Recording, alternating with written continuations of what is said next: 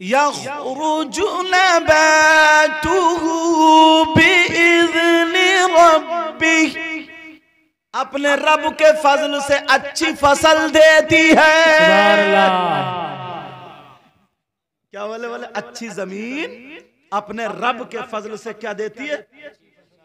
और उसकी दाढ़ी पे हाथ रखे बोले वल्लज़ी खबुस ला यख़रुजु इल्ला नकिदा, बोले बंजर जमीन, खबीस जमीन, बेकार जमीन, बोले बंजर जमीन कोई फसल नहीं देती, एक दो ठुंड जम जाते हैं। क्या कह रहे हैं, सुभान अल्लाह, सुभान अल्लाह। यार जब मैं तरावी पढ़, मैं हाफिज भी हूं अल्हम्दुलिल्लाह, 10 साल की उम्र में हो गया था हाफिज, समझे अल्हम्दुलिल्लाह। तो मैं आज भी कुरान सुनाने जाता हूँ अल्हम्दुलिल्लाह, इनको मालूम है, ये मेरे बहुत करीबी हैं ज़ुबैर रज़ा सानी, अल्लाह ताला और इनको ऊंचे से ऊंचा अच्छा शायर बना दे और नेक शायर बना दे। तो 50-50 किलोमीटर से लोग सिर्फ कुरान की तफसीर सुनने आते हैं, 50-50 किलोमीटर से मस्जिद भर जाती है पूरी टोटल। और जब जसपुर में सुनाते थे ना तो अजान से आधा घंटा पहले अंदर की मस्जिद सब भर जाती थी, क्योंकि मौका नहीं मिलता था फिर बैठने का, समझे। मगर मैं फिर क्या करता था, तरावी पढ़ाई और फिर मैं इत्मीनान से पढ़ता हूँ, बहुत ज्यादा तेज नहीं। जैसे अभी एक वो जो वायरल हुई थी ना बाज हाफिज, तो बाज हाफिज की बड़ी पिटाई होगी यार, बहुत मारा जाएगा उस हाफिज को। बस नियत बांधी अल्लाह मुत्तकीन या मलून तामत अल्लाह यार, ये कोई कुरान है। और तुम क्या करो, और बता गया 20 मिनट में तरावी पढ़ा के रख दी। हाफिज थोड़ी है, रेले है रेले, और ये रेला फूला पे बड़ी पिटाई होगी इस रेले की भी और साथ में तुम्हारी भी। तरतील के साथ पढ़ो, तजवीद से पढ़ो, ढंग से पढ़ो। कुरान है यार, अल्लाह का कलाम। गाली देते हो तो कितनी जमा के देते हो, एक भी कायदा नहीं छोड़ते हो उसमें, समझे। हाँ, कुरान ढंग से पढ़ा करो, पढ़ोगे ना, तुमने वायदा किया। हजरत अली बोले वल बलद तय्यब, बोले अच्छी जमीन यखरुजु नबातुहु बिइज़्नि रब्बी, अपने रब के फजल से अच्छी फसल देती है। और बोले वल्लज़ी खबुस ला यखरुजु इल्ला नकिदा, बोले और खबीस जमीन, बंजर जमीन कोई फसल नहीं देती, एक दो कांस के झुंड जमा। जवाब दे दिया। बहुत सारी ऐसी आयतें अगर पूरी रात सुनाता रहूं तो तुम सुनते रहोगे, लेकिन मौजू पलटा कहां से था, तुम्हें किसी को याद है? याद है? हजरत हफ्सा झूठा। आए कुरान नहीं पढ़ती है मेरी बहनें, मेरी बच्चियां, सही बता रहा हूं। पहले की औरतें थी ना, झाड़ू मार रही हैं तो कुरान, बर्तन मांज रही हैं तो कुरान, खाना पका रही है तो कुरान, 15-15 पारे सुबह से शाम तक 18-18 पारे पढ़ दिया करती थी। तो जब बच्चा पैदा होता था तो 15 पारों का हाफिज कुरान होता था।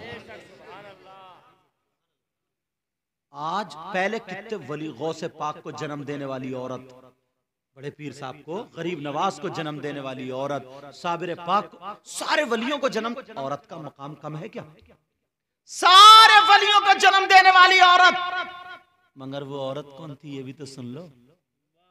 वो औरत वो नहीं थी जो आज मोहल्ले में कुत्ते भौंकाती फिर रही है।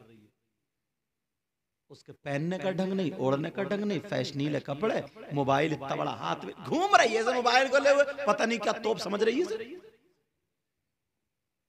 लंगड़ी से लंगड़ी सेल्फी मार रही है।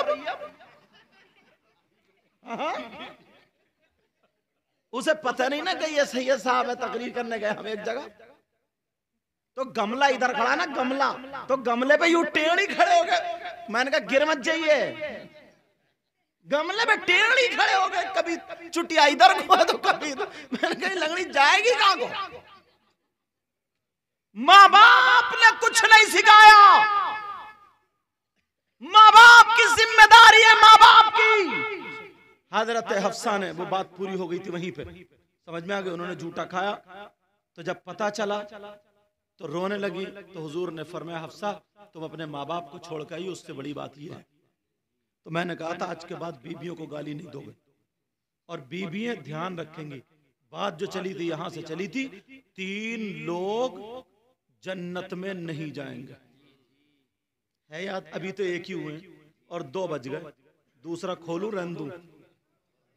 2 ही बचे हैं, फिर 2 बचे हैं और घंटे के बचे। अल्हम्दुलिल्लाह, माशाअल्लाह, अल्लाह अल्लाह। मुझे ऐसा नहीं लग रहा आज जैसे मैं तुम्हारे यहाँ पहली मर्तबा आया हूं। नबी ने औरतों की वजह से उधर जन्नत, लड़कियों की वजह से, और नबी ने फरमाया 3 लोग ऐसे लायत खुलूनल जन्नह अला कुल वालिदै, 3 लोग जन्नत में नहीं जाएंगे। नंबर 1, माँ बाप का नाफरमान। अब दूसरा खोल लो, छोटा छोटा खोलूंगा, बढ़ाऊंगा नहीं। अव्वल तो एक को अगर बोलता रहूं तो मुझ जैसा कमील 1 महीना गुजार देगा। अल्लाह अल्लाह। लेकिन सुनो, फिर बड़े बड़े उलमा का क्या होगा? मेरे नबी फरमाते नंबर 2, वद्दयूस, और दयूस जन्नत में नहीं जाएगा। अरे दयूस कौन है जरा वो भी सुन लो। दयूस वो माँ बाप है जिसकी बेटियां बेपर्दा घूम रही हो, जिसकी बेटियां मोबाइल चला रही हो, आवारा घूम रही हो, जिसकी बेटियां गैर लड़कों से बात कर रही हो, जिसकी बेटियां फैशनीले कपड़े पहन रही हो, और वो माँ बाप राजी हो, तो वो माँ बाप दयूस है, दयूस है, दयूस है। नबी फरमाते हैं दयूस जन्नत में नहीं जा सकता। एक तरफ बेटियों की वजह से जन्नत है और एक तरफ बेटियों की वजह से जहन्नम है। सही परवरिश करोगे तो जन्नत, छोड़ दोगे तो तुम भी छूट जाओगे। वो शौहर दयूस है जो जिसकी बीबी आवारा घूम रही हो, जिसकी बीबी दूसरे मर्दों से मोबाइल पे बात कर रही हो। मेरी बहनें बैठी हैं, कैसे बताऊं, मगर हल्के हल्के अंदाज में बताऊंगा, उसको गहराई से ले लेना। कई बच्चों की अम्मा हो गई मगर आज भी इसका मोबाइल नहीं छूटा। मेरा इशारा समझ रहे हो? और बाज नौजवान भी तब बुरा है कि बीबी घर में है बेचारी, शादी हो गई मगर फिर भी गैर दूसरी लड़कियों से बातें कर रहा है, SMS उसके बीबी के पास पकड़े जा रहे हैं। मुझे बताओ यार, ये मेरा इशारा, बहनें बैठी है ना तो मैं हल्का बोल रहा हूं वरना गहराई से बोलता। मेरा ये इशारा पूरा समझ लेना, खुदा के वास्ते, अल्लाह और रसूल के वास्ते, तुम पिछली जिंदगी से अपनी तौबा कर लो। समझ में आ रही है? और जो दूसरे की बेटी तुम्हारे घर में बीबी बन के आई है, इसके साथ अच्छे से प्यार से मोहब्बत से जिंदगी गुजारो। सही बता रहा हूं, बीबी को तुम्हारी दौलत नहीं चाहिए, रुपया नहीं चाहिए, सोने जेवरात नहीं चाहिए, इससे मीठे 2 बोल बोल ले तो जहां तेरा पसीना टपकेगा ये खून टपका देगा। बीबी वो चीज होती है जो शौहर की खातिर अपने भाइयों से लड़ जाए, अपने माँ बाप से लड़ जाए, अपने बच्चों तक से लड़ जाए। बीबी वो चीज। और जब तुम यार, वो बेचारी इंतजार देख रही है कि मेरा शौहर आता होगा, मैं खाना नहीं खाया उसने, और तुम जो थे दूसरी औरतों को मोटरसाइकिल पे लिए घुमा रहे हो। उसको पता चला कि फलां, और बाज इतनी बदतमीज औरत है, कई बच्चों की अम्मा हो गई फिर भी दूसरे आदमियों को अपने चूल्हे पे बिठा रही। तू क्यों बिठा रही है भाई? अब दूसरे की बीबी घर में बेचारी कुड़ रही है, परेशान है, और कह रही मैं बुला रही हूँ, खुद ही आ रहा तो उसे रोका नहीं जा रहा, तुझसे डूब के नहीं मरा गया? शर्म हया गैरत नहीं है तुझे? जरा सी भी इतनी बेच के खा लिए?